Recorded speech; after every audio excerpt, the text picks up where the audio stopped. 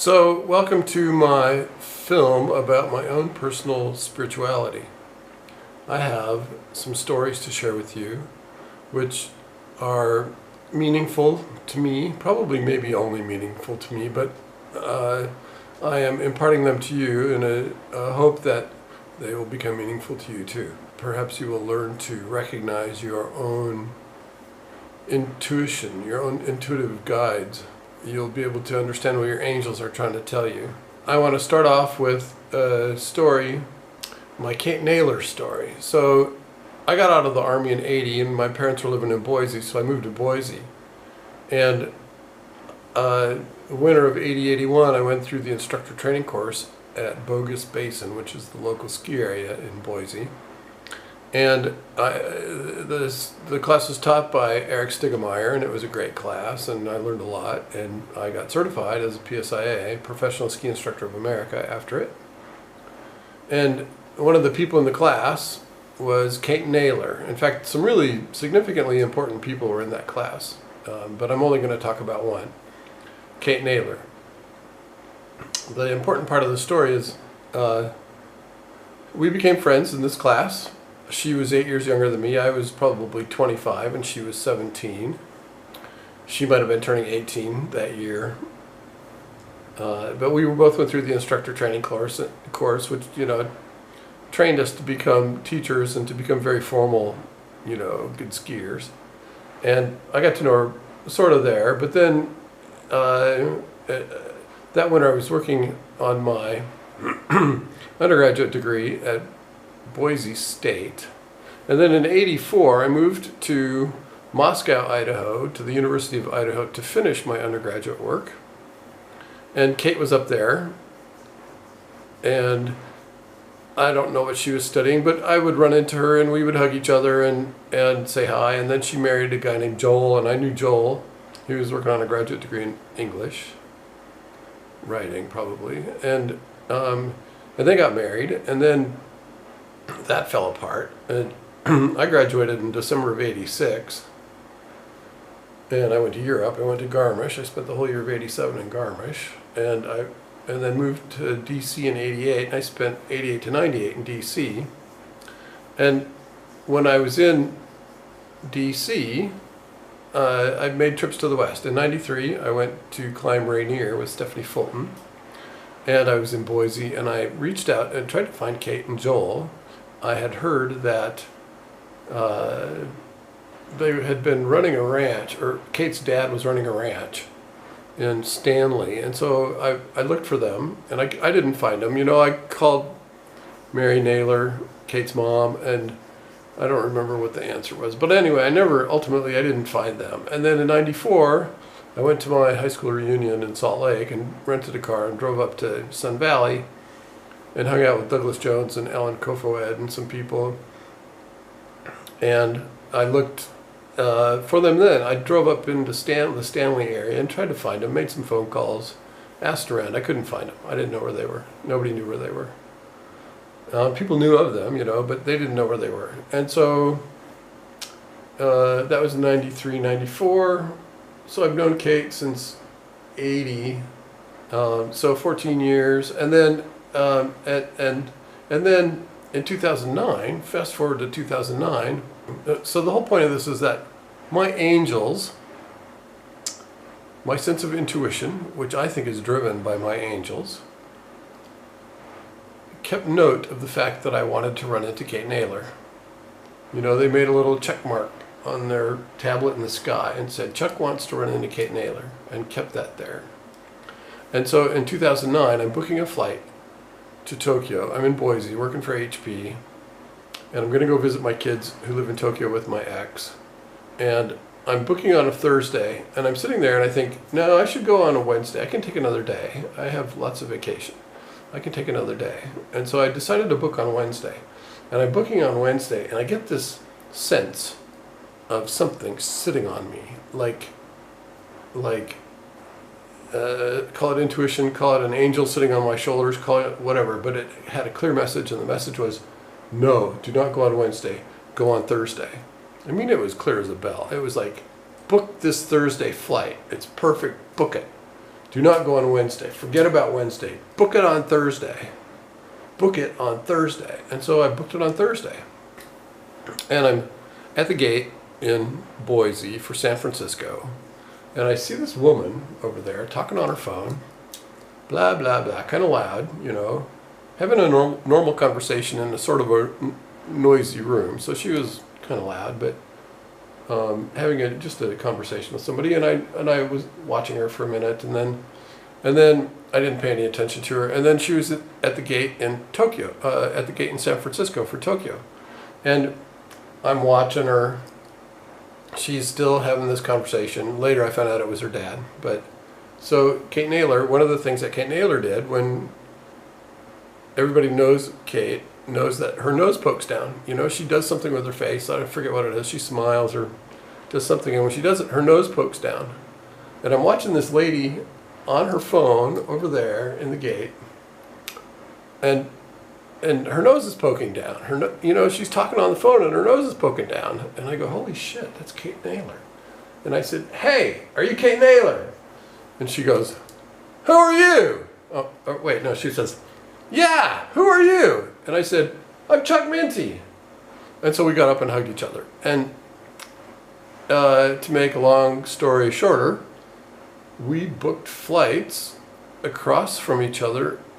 I sat across the aisle from her, and we had a 10-hour catch-up during the flight from San Francisco to Tokyo. SFO to Narita, NRT. And it was wonderful. You know, I had a stiff neck. I was like this for 10 hours talking to her, catching up with all kinds of stuff. And she's an interesting person. And I won't get into all that detail. But so my angels understood I was interested in running into Kate Naylor. And they had this registered somewhere in the cloud, literally in the cloud. And when the time came to connect the two of us, they pulled it out and used it and sat on my shoulders and said, don't book on Wednesday, book on Thursday. And it was clear as a bell. It was like, you're going to sit next to Kate on this flight, so book this damn flight. So I did, and it worked out. And that's how my intuition works. If you want to call it intuition, or if you want to call it angels, or if you want to call it a hunch, my hunches, or whatever, however they work. But it was like a physical sense of somebody, you know, there was pressure. It was like a spiritual pressure, I don't know, a magical pressure, I don't know. It was a pressure that I felt, I physically felt it, that said, book on Thursday, do not book on Wednesday, book on Thursday. And that stuff happens to me all the time. It happens to me all the time.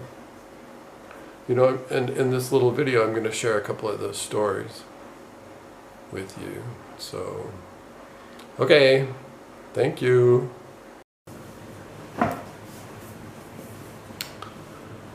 Hi.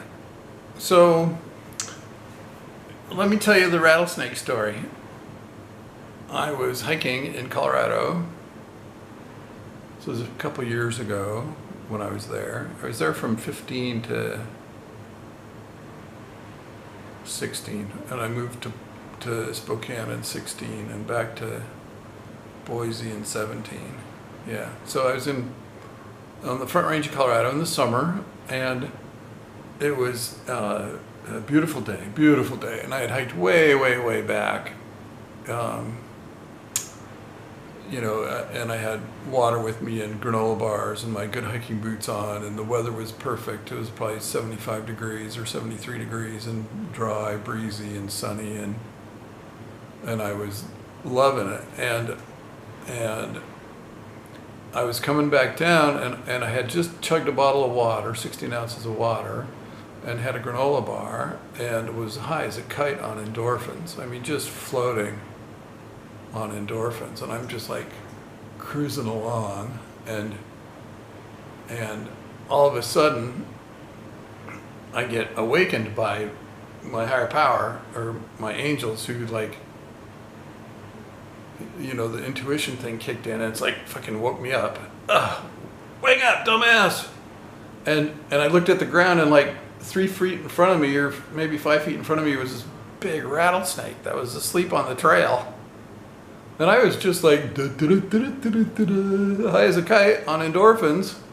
And I was going to step on it. I would have stepped on it. And my higher power understood that. My angels understood that and woke me up. You know, they rattled my cage. Totally rattled my cage. Like I'm walking down the trail. I feel great. I feel great. And then I just get, you know, my intuition just grabs me by the shoulders and says, wake the fuck up. And I woke up and looked at the ground, and there was this, you know, 5 foot long rattlesnake. It was big. And you know how they flatten out? They flatten out on the trail. They relax. They totally relax. And they flatten out. And it was totally flattened out. It was about this wide. And it's like, oh man, I'm glad I didn't step on it. So that's just another story of my intuition kicking in. My higher power tapping me on the shoulder and saying, hey, dude, wake up. And it's just because I feel this stuff because I'm sober. I feel this stuff because I have no poisons in my system. And it feels pretty good. It feels pretty good. Yeah.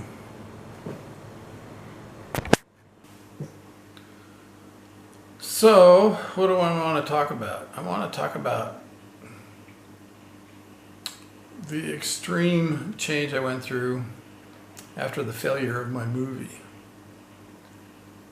So in Christmas of 2003, I lost my job at the University of Utah, and I used the opportunity to write and produce and direct a full-length feature film, which I called The Avenues. And it was a fun project, you know, and I had been really dissatisfied with the IT world for a long time. You know, the IT world was really fun in the beginning, but after it wore on, it's like there are too many people in the field, and there's way too much competition, and any dickhead could sign up to become an MCSE. And, you know, when I got into it, there were very few MCSEs, and we were very cutting edge. And, you know, the field just got flooded, and which depressed wages like crazy. And then the work just got more brutal and more brutal as time went on. And so anyway, I was looking for a creative outlet, and I was thinking about going into architecture school, doing a master's of architecture, or doing all the prereqs for an MArch program. And but then I didn't. I looked into that, and I thought, that's like a commitment. You know, I might do that now. I mean, that sounds like something that I'm actually mature enough to go do now. But we'll see. I mean, that's not a real consideration at this point, but it could be. And I thought it was then, but then I realized that really what I wanted to do is make a movie. And I had been thinking about making a movie for 10 years. In '93, I had this flash of intuition, you know, after reading a million novels and watching a million movies and coming to the conclusion that you can diagram a story in 2 dimensions just from walking my way through how stories lay out in you know, novels. I figured that I could diagram a story in two dimensions, and so I did. I sat down and figured out a story, and I used Microsoft Paint to do it. I diagram. I sit down and play with paint and play and play and play with paint until a story emerges. And paint is nice because you can move things around. You can copy and paste and move things around, and you can get really creative with it. But so anyway, I ended up writing and producing a full-length feature film, and I started in excuse me, December of '03.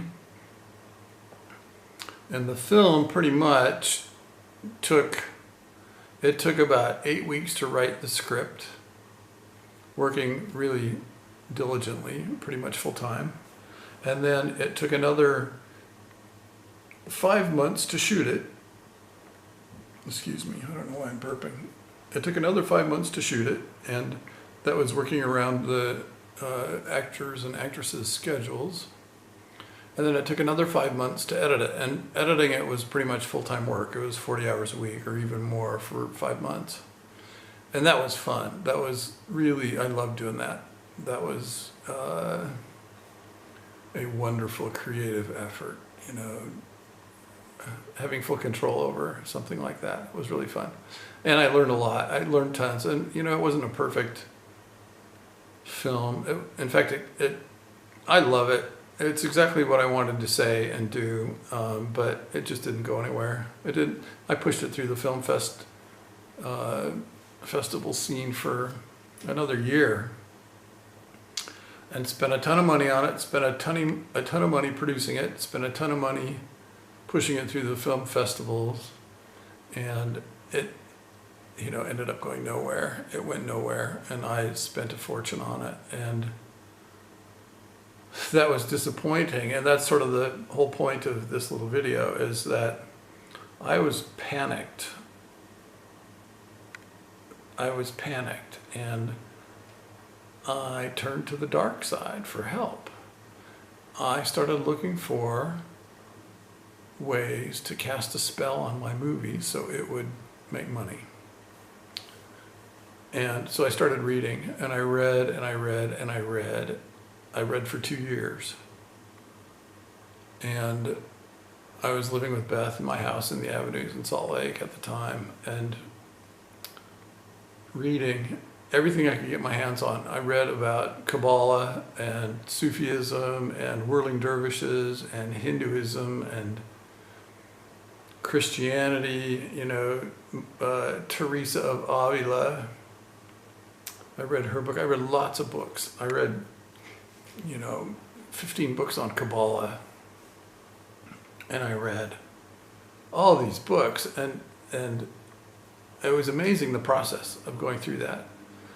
Because every time I read one of the books, my understanding of my higher power lessened. It got more obfuscated.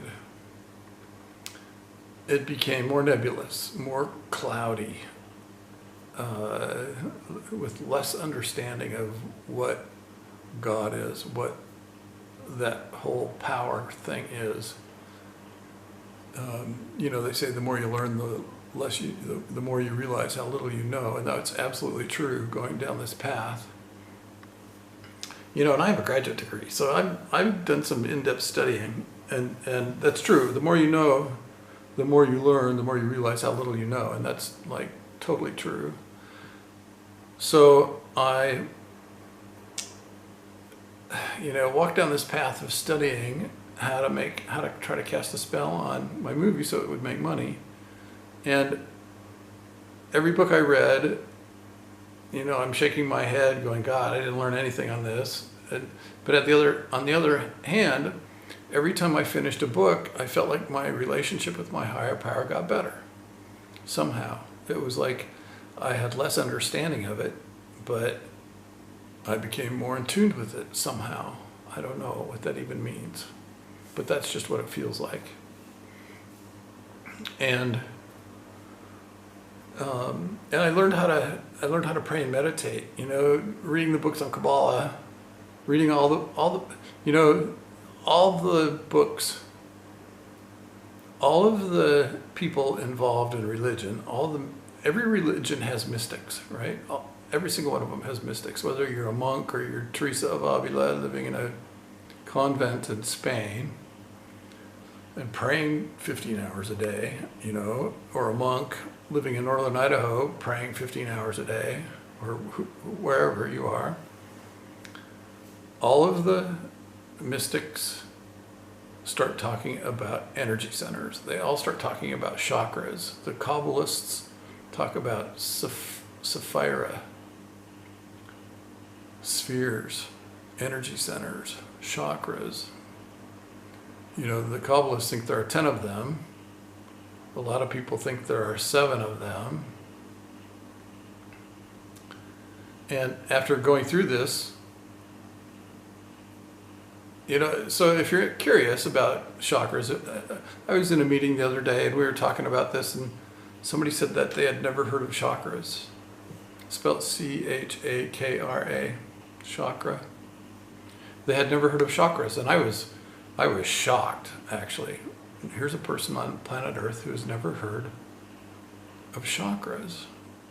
And so if you're in the same boat, you know, there's a ton of literature out there. Basically, it's a map of the human soul.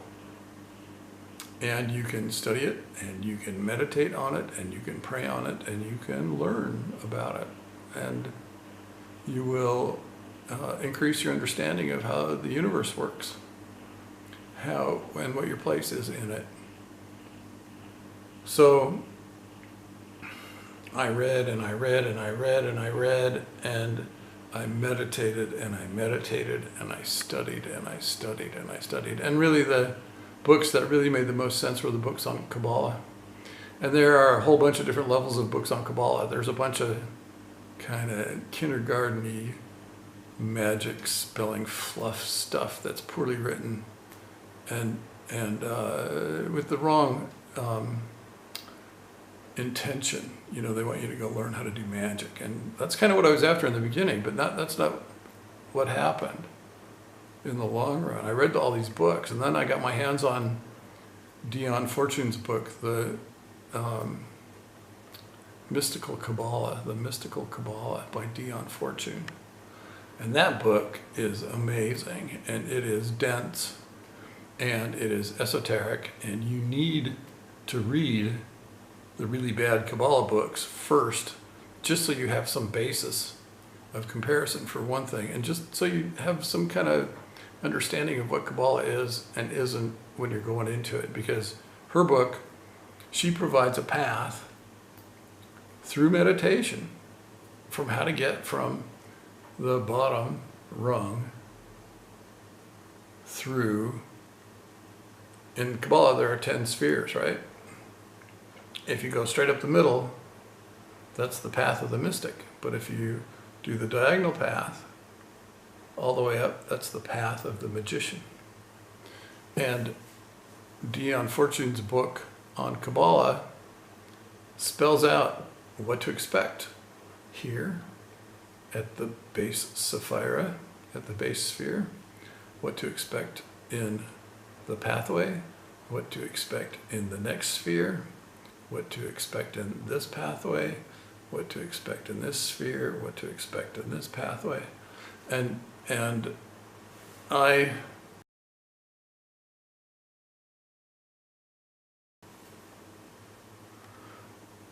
got to about three. Some really interesting things started happening. You know, one of the things she says is that you will be met by spirit guides along the way. And I was having a real hard time getting from my second sphere to the third sphere. It wasn't happening. Going from understanding the first sphere was easy. Understanding the path to the second sphere was pretty easy.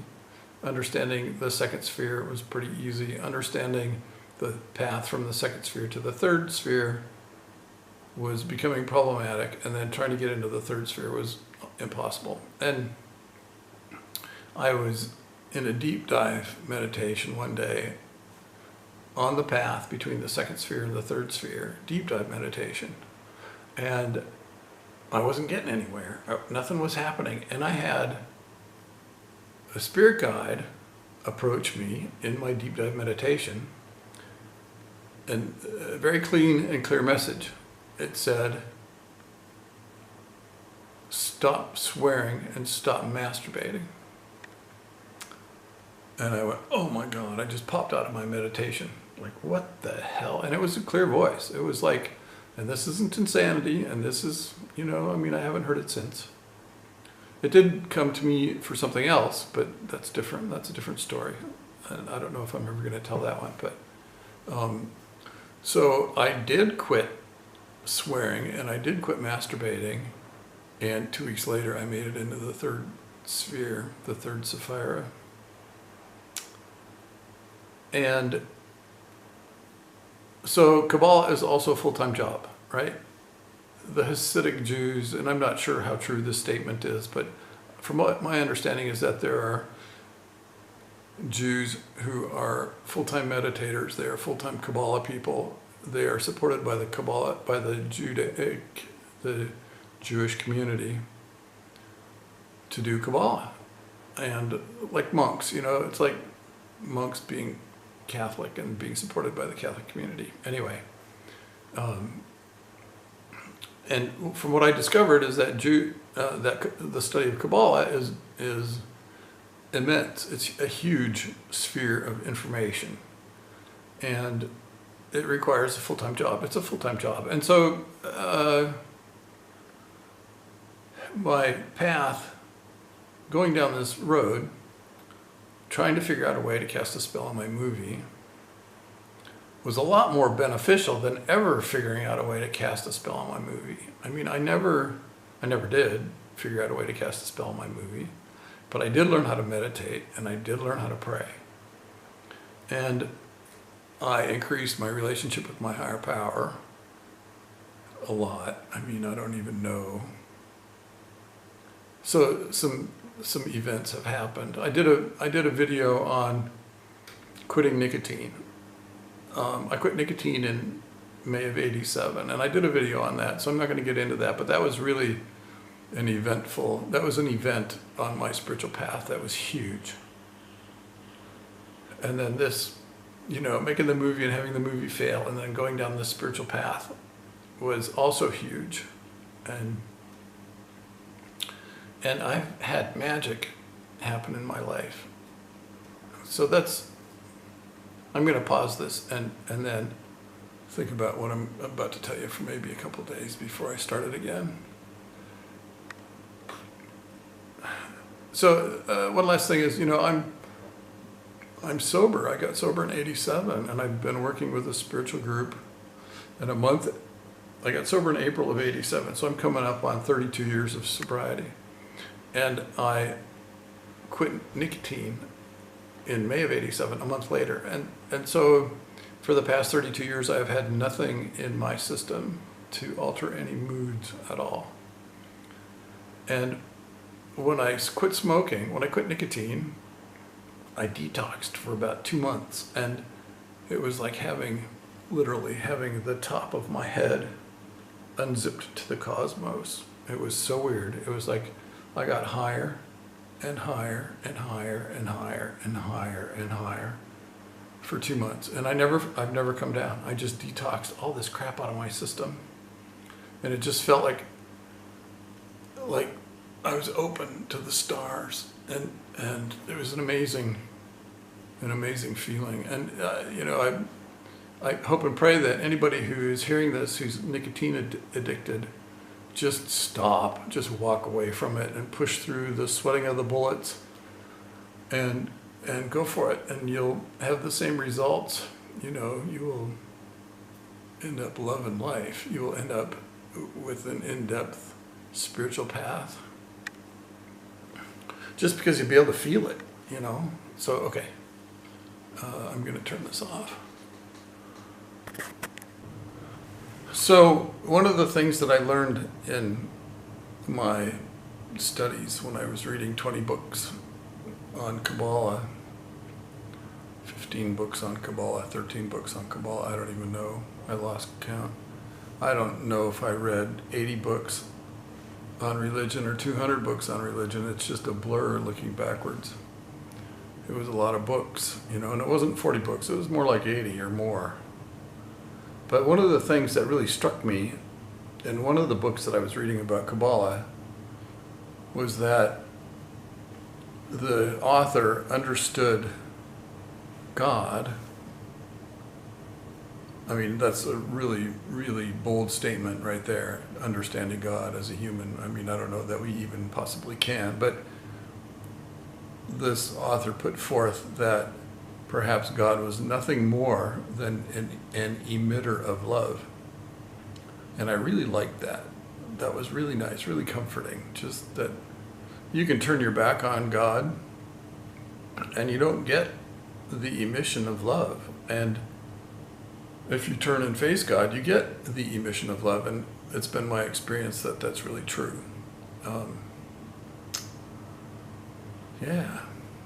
God as an emitter of love. And then the analog to that in real life is the sun. Why isn't the sun our God? I suspect the sun is probably a lot more our God than it's not, considering it provides everything for us. You know, life-sustaining warmth and energy. So, anyway, okay. So another thing that I wanted to touch on was people, you know, in the sobriety community, people are often very fearful of recognizing their own spirituality. And for lack of better words, that's how I want to call it. They're fearful of recognizing their own spirituality. You know, maybe because they had a bad experience with religion at some point. Or they, you know, God puts a bad taste in their mouth. I think it's, you know, kind of short-sighted. I think people that poo-poo spirituality and religion, or spiritual, I mean, not really religion, because I couldn't care less about religion, but more about spirituality. People that poo-poo spirituality are shutting down their senses. I can't imagine not being sensitized or sensitive to my spirit life. I'm really sensitive to my spirit life, and I love it. I love it. It's just more fun than anything. And part of it is just being able to recognize it. And the ability to recognize it comes from not having any toxins in my system, I think. I mean, that's what it feels like. So I have been open to the cosmos. My feelers are out there, you know? I mean, I just feel it. I feel everything. I'm open to the cosmos. I have nothing blocking my receptors. I like it.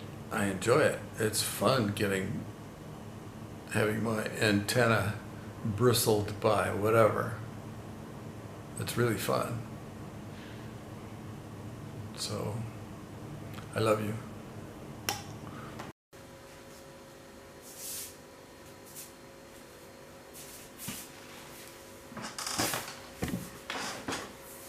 Hi. So one thing that I've noticed since my mom died on March 5th of 2019, and I have noticed her presence as being gone or being thinner. And, you know, and I'm not even sure how to talk about this, because from what I'm feeling a lack of spirit, a tiny bit. It's not much. It's kind of thin, but it's there, and what I'm feeling would indicate to me that my mom had a lot more spirit in the game than I realize. You know, I've always had a feeling of angels being around and protecting me and watching over me, and it's a little thin right now, and I think it's directly caused by my mom dying. Her angel is elsewhere. Her angel is not around talking to my angel. Her presence is, well, she died, you know? So she's not available. And that's kind of hard. But through prayer and meditation, I will rebuild that connection, I'm sure. You know, she's having fun. She's having fun. And she was like trapped inside that old body. God. You know, she was 90. She was born in 27, so she would be 92 on April 7th, just coming up here. But trapped inside this old body. She couldn't see anything, couldn't hear anything, was frail, you know, living internally. and ready to go. And she went, and that's a good thing. And anyway, yeah, I can rebuild that connection through prayer and meditation, I'm sure. Okay.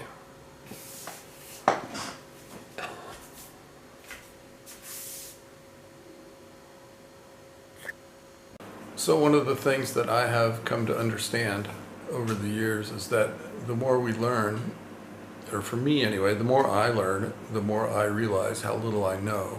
It really happened at the end of grad school. Just like you're exposed to so much in grad school. You're exposed to so much during your undergraduate work. 4 years of a total landslide of ideas, an oncoming landslide, a flow of ideas that you only get by going through a 4-year program. And then you add grad school to it, where you really dive into a specific topic and disassemble things and learn how to put them back together again. And there's a lot of knowledge on this planet, and the more you learn, the more I learn, the more I realize how absolutely little I know. My relationship with my higher power got so nebulous from reading all these books. It just, became so cloudy, so murky.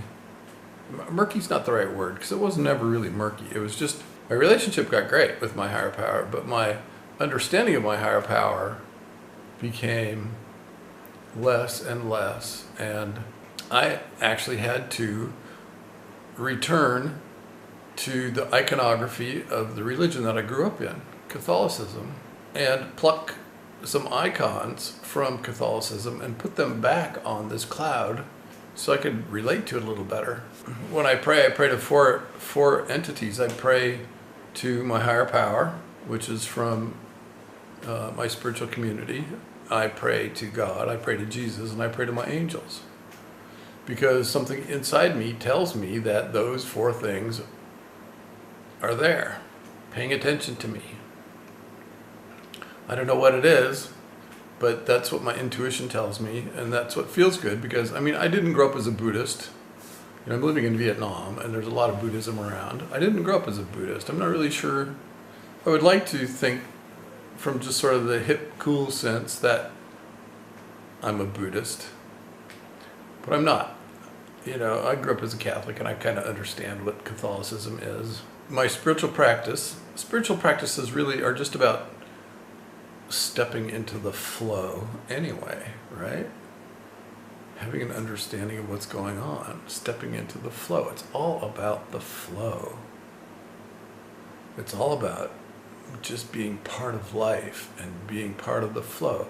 And one of the things that really specifically shows you what the flow is like is riding a motorbike in a crowded Vietnamese city. And you become part of the flow. And it's a really literal, physical manifestation of what a flow is. And it's really fun and really crazy and really dangerous, but also amazing. And, but you're also only going 25 miles an hour, right? You're not doing 80 miles an hour, you're going 25 miles an hour. So, but you're like a school of fish. You're in a school of fish. That's exactly what it's like.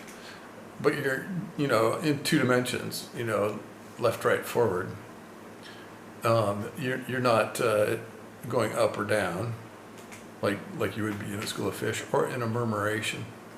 Murmurations are good flow. Any advice that I would have to somebody who's wondering about who to relate to is relate to whoever you're comfortable with. If you are raised as a Mormon and you have Mormon images, Mormon iconography in your mind, and that somehow you can apply to a greater sense of a higher power or God, then do that. Use whatever you can relate to as a portal to step into the flow. That's kind of the point. I use my higher power. I use angels. Angels are a big part of stepping into the flow, of turning over your concerns and your cares to the flow through your angels. I do that a lot. I give my relationship to my higher power and to God and to Jesus and to my angels. And my angels are talking to my girlfriend's angels. And I get insight. I think I do. I don't know. You know, it would be nice to think that I get clear insight from my angels about my girlfriend. And maybe I do. But I know I get help from my angels concerning my girlfriend a lot, you know. Okay. So use the iconography from whatever you can relate to as a portal to get into the flow, right? That's what we do. We say our prayers and we step into the flow. And stepping into the flow often is turning your will and your life over to the care of a higher power that you can relate to. And you can relate to it any way you can. And that's how you get into the flow, just by stepping into it. Okay. Okie doke.